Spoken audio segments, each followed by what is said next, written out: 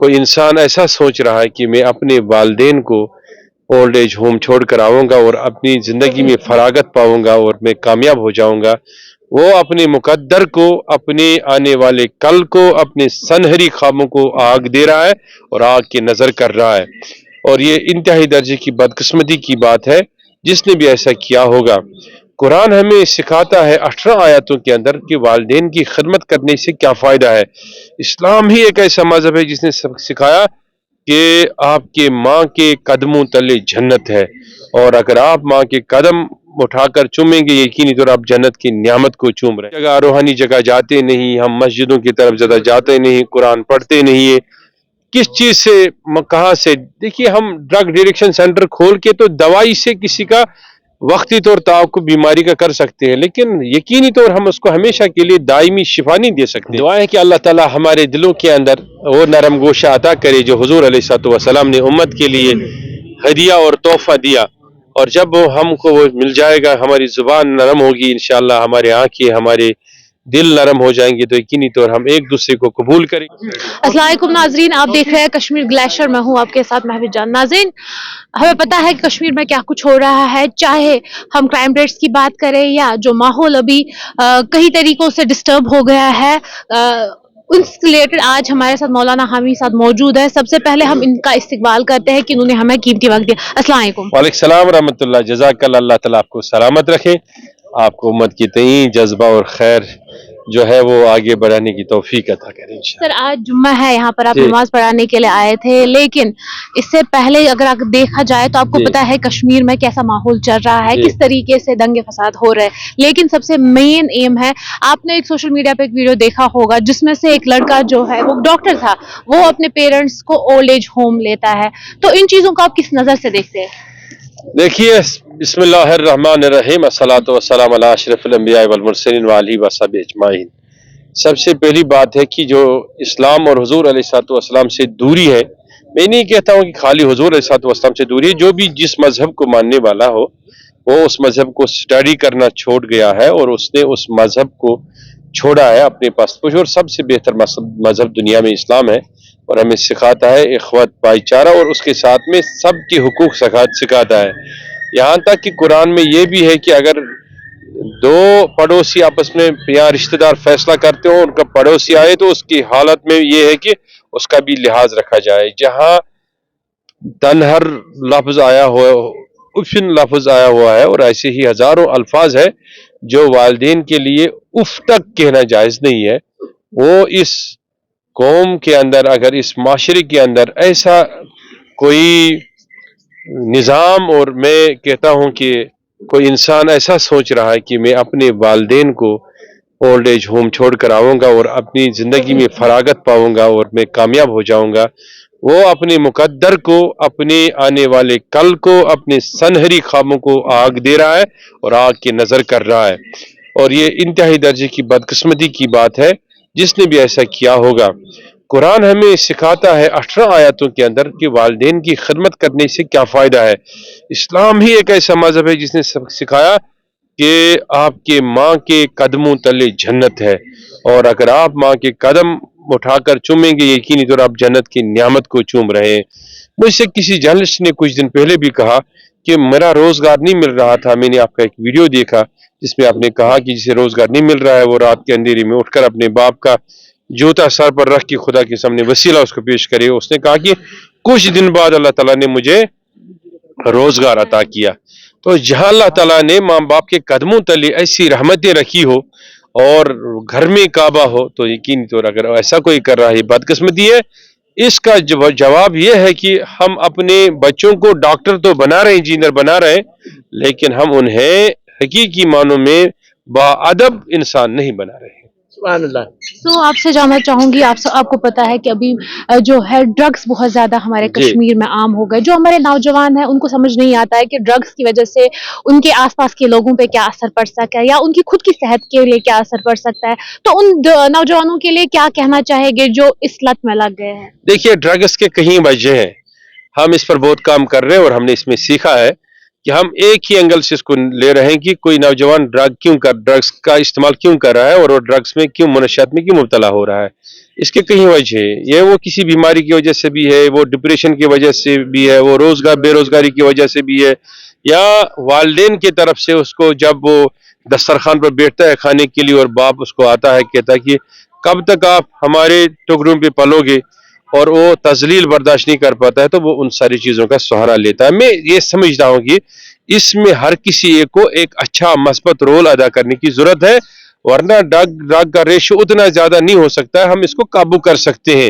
کسی بھی سرکاری سطح پہ جانے کی ضرورت نہیں ہے. ہم اپنے انجمنوں سے, اپنے جماعتوں سے, مسجد کمیٹیوں کے لیول پہ ہی کام کر کے اس کا خاتمہ کر سکتے ہیں. اس حد تک یہ سیلاب نہیں بڑھا ہے جس حد سے ہمیں خوف کھانا چاہیے. لیکن ایک مسئلہ اس میں کہ ایک نوجوان ہے یا ایک انسان ہے, اس کی غموں سے پریشانیوں سے نیند نہیں آ رہی ہے, اس کی اچھی میڈیکیشن نہیں ہے, اس کے لیے ایک ایسا میں کہتا ہوں کہ فٹنس ہوم نہیں ہے, ہیلتھ کیئر سینٹر نہیں ہے جہاں وہ جا کے اپنی پریشانیوں کو, غموں کو کہے اور ایک اچھا معالج اس کے کام آ جائے. دوسرا اس کا یہ وجہ ہے کہ پہلے وقت میں, پہلے دور میں یہ سب چیزیں اس لیے نہیں ہوتے تھے. لوگ جب تنگ آتے تھے مشکلات سے, مسائل سے, بے روزگاری سے, لوگ جاتے تھے زیارتوں کی طرف, وہاں ان کو ایک روحانی تسکین ملتا تھا, اور وہی اسپرچول سینٹرز تھے جو مداوا کرتے تھے, جو مرہم پٹی کرتے تھے ہمارے اندرونی زخموں کے. لیکن اب ہم نے چھوڑ دیا, اب ہم کسی اچھی جگہ, روحانی جگہ جاتے نہیں, ہم مسجدوں کی طرف زیادہ جاتے نہیں, قرآن پڑھتے نہیں. کس چیز سے, کہاں سے؟ دیکھیے, ہم ڈرگ ڈیڈکشن سینٹر کھول کے تو دوائی سے کسی کا وقتی طور تعاقب بیماری کا کر سکتے ہیں, لیکن یقینی طور ہم اس کو ہمیشہ کے لیے دائمی شفا نہیں دے سکتے جب تک ہم اس کو کوئی اسپرچول انسٹیٹیوشن نہیں بنائیں گے. اس وقت سرکار کو چاہیے کہ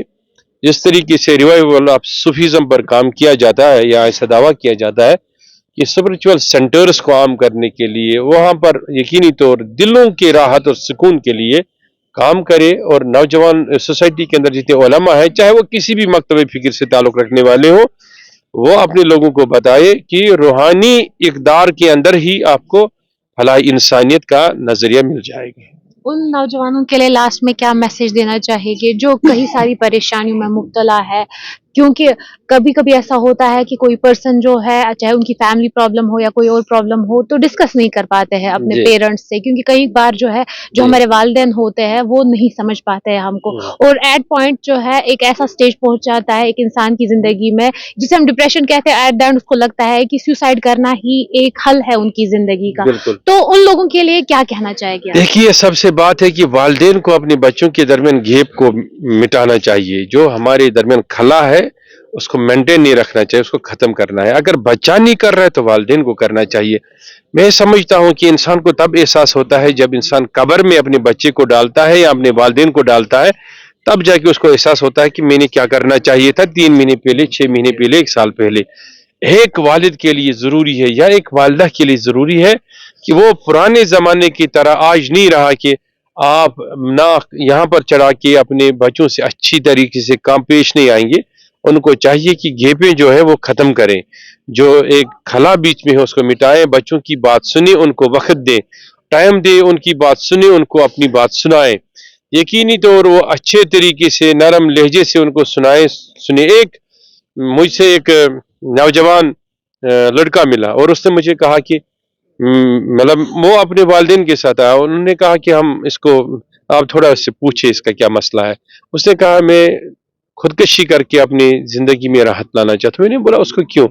اس نے کہا کہ میں اپنی مرضی سے نکاح کرنا چاہتا تھا, جبکہ میرے والدین مجھے کہتے ہیں کہ نہیں آپ ہماری مرضی کے مطابق کرو. میں نے ان کے والدین کو بلایا, میں نے بولا حضور علیہ الصلوۃ والسلام نے پہلا حق اس کو یہی دیا, اگر آپ مناسب سمجھتے اس کے لیے رشتہ مناسب ہے تو اس کو کرو, نہیں تو اس کو اس طریقے سے سمجھاؤ تاکہ یہ بات تمہاری سمجھ پائے. تو اس طریقے سے جب کسی بھی چیز میں والدین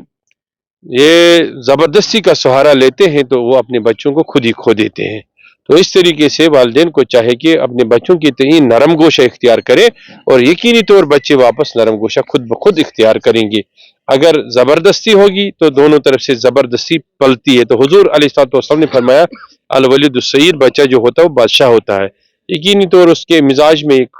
یہ بادشاہی کا نظام چل رہا ہے, اس کو بریک کرنے کے لیے والدین کو تھوڑا نیچے آنا پڑے گا اور ان سے بات کرنی پڑے گی. अब जब उनको समझेंगे यकीनी तौर पर, फिर एक बच्चा माँ बाप पर कुर्बान हो जाएगा। एक पहलू ये है, और एक पहलू ये है कि उन्हें दीनी तरबियत करे, उन्हें अच्छे दरसगाह में डलवाए, अच्छा स्कूल भी फराहम करे, अच्छा से अच्छा इंग्लिश स्कूल फराहम करे, अच्छा कॉलेज, अच्छी यूनिवर्सिटी, अच्छी डिग्री दिलवाए। लेकिन बच्चे को सुबह शाम दरसगाह भी भेजे, एक ट्यूटर का इंतजाम करे जो उसको घर पे आके ये सिखाए कि वालिदैन के हुकूक क्या है, मस्जिद में जाने से क्या फायदे हैं। वरना तो बच्चे ये जब इन्हिराफ इन चीजों से करेंगे तो वालिदैन को भी वो मसल देंगे, उनकी कदर नहीं करेंगे। आखिर में अहले उम्मत के लिए क्या दुआ रहेगी? दुआ है कि अल्लाह ताला हमारे दिलों के अंदर वो नरम गोशा अता करे जो हुजूर अलैहिस्सलातु वस्सलाम ने उम्मत के लिए हदिया और तोहफा दिया, और जब वो हमको वो मिल जाएगा, हमारी जुबान नरम होगी इंशाअल्लाह, हमारे आंखें, हमारे दिल नरम हो जाएंगे, तो यकीनी तौर हम एक दूसरे को कबूल करेंगे। जितना हम कबूल करेंगे उतना हम एक दूसरे की मजबूरियों को, परेशानियों को समझेंगे। तो इस तरीके से हमारे माशरे के अंदर एक ऐसा इनकलाब बर्पा होगा कि जो कुछ हम पैसों से, दौलत से नहीं खरीद पाएंगे और दे पाएंगे, वो हम मीठे बोल और अच्छे इखलाक से दे। यहाँ पर मौलाना हामिद साहब से बात की और उनसे तफसीलन जानने की कोशिश की, बहुत सी बातें की हमने उनसे कि इस्लाम में वालिदैन के क्या हुकूक है, और जब एक इंसान को टेंशन होती है, स्ट्रेस होती है, और फिर ऐसे फेज में जो है इंसान सुसाइड करने के बारे में सोचता है, तो इस हवाले से भी उनसे बात की कि कैसे इन चीज़ों से डील करना चाहिए। मजीद ऐसे रिपोर्ट्स देखने के लिए बने रहे कश्मीर ग्लेशियर के साथ। दीजिए इजाज़त, अल्लाह हाफिज।